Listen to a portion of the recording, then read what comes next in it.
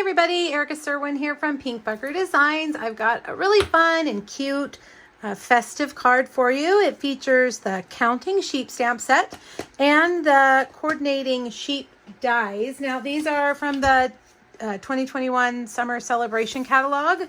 The sheep and the die each are free with a $50 purchase. The dies are while supplies last, so hopefully they aren't sold out when you watch this video, or hopefully you've already gotten yours.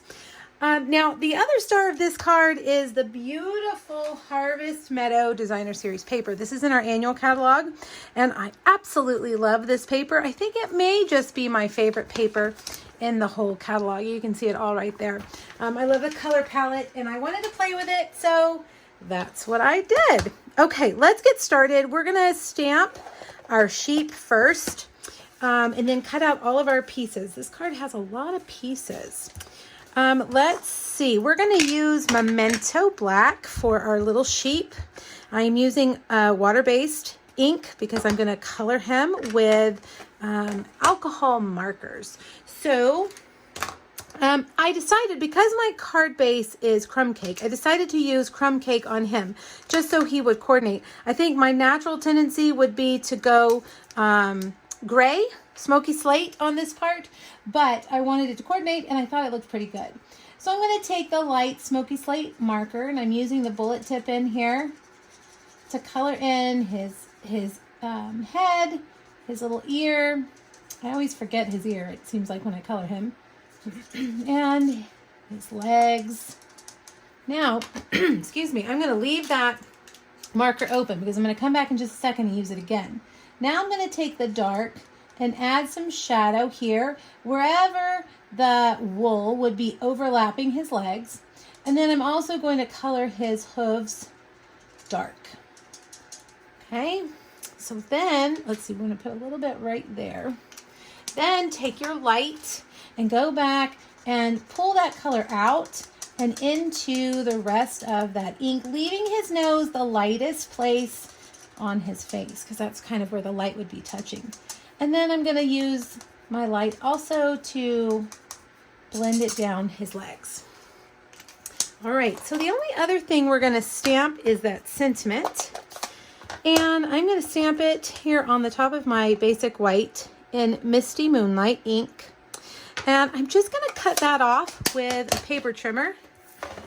I like to keep things simple, so a lot of times you'll see, especially in my tutorials, I'll say just cut the paper to the height and the width of the words, which is what we're doing here. And then we're going to flag the, let's see, the right side of it.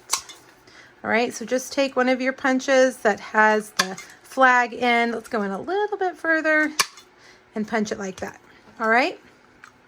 Okay, now let's bring over our cut and emboss machine. I'm using the big cut and emboss machine today, but the mini would work with these dies just as well. So we've got several frame dies on here. We're going to use this one for him, but then there are also just some little accessory dies. The fence is the favorite, I think, of everybody. It embosses those wood planks as well as cuts out that fence. Let's see, I probably should have done the sheep last since he needs to be framed. And then we're going to do a heart from the Give It a Whirl dies and the flag from our little sheep. There's my heart. Make sure my sheep is still in the right place. Carefully set down your plate and run it through. All right, let's see how we did. Take off that plate. We've got the flag, a Misty Moonlight flag, and a Calypso Coral heart. Again, I went with the colors in the Designer Series paper. And our sheep, as well as our fence. Now, sometimes you can get it to pop out if you drop it. Let's see if it's going to pop out. But if it doesn't do that, take your pick tool, and you can use the brush end or just the pointy end to pull it out like that. Oh, okay. Now we've got all of our pieces in place. So let's start getting our card put together. I have a piece of crumb cake that is 3 3/4 by 5. Then I have cut a bunch of strips from our designer series paper that measure 5/8 in width. And I'm just going to lay them on here, kind of eyeball it, starting over here on the edge. Now, some of you are going to say, I need more specifics than that. But honestly, I just eyeball it. And I just lay them down and I get them to where they're mostly equally spaced. And then I start gluing them down. Okay. Sometimes I start gluing them down before I even know that they're equally spaced. But that's how I do things. Some of you are probably a little more precise than that. Now, you can also get your grid paper, which I should have probably done, to make sure that these are straight up and down. But I'm going to just go with it. All right, so I'm going to take some Stampin' Seal. Notice I have cut these longer than they need to be. That way I can cut them all off on the edge to make them equal with the edge of my top and the bottom edge of my crumb cake piece. Okay. And I'm just going to slowly go down this way. If you use liquid adhesive, whoops, I dropped my piece. If you use liquid adhesive, it might give you a little more leeway, time to, wiggle them around if you feel like you need that. I probably should do that too, but I just kind of fly by the seat of my pants for the most part. I do things kind of in a hurry. I feel like I'm always in a hurry to get to the next thing. So that old saying, measure twice, cut once, is a great saying that I need to learn to live by because I don't. All right, let's see. This guy can come up a little bit like that. Okay, I think for the most part, they are equally distant, hopefully. So now we're going to take our trimmer and cut all those squares off at the end. Make them all exactly the same height as our crumb cake piece. Now I've got another piece of this designer series paper. And I can't remember the measurement off the top of my head. That's why I always instruct you guys to head over to my blog where I have a PDF ready with all of this on it. It's got the supply list, it's got the measurements, it's got links to things that you might need.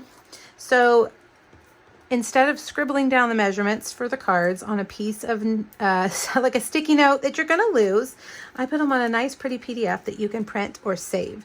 So click the link here on YouTube, head over to my blog, and you'll find it under the third photo.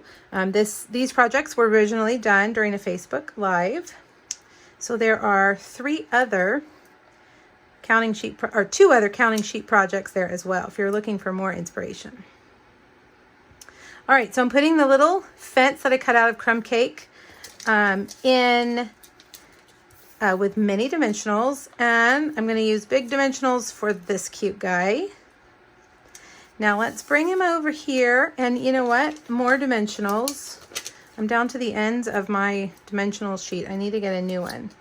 I'm having to use the borders, but you know what? The borders work just fine too. All right, let's see. I'm going to put that even over here with this edge. Now let's go back to mini dimensionals for our flag.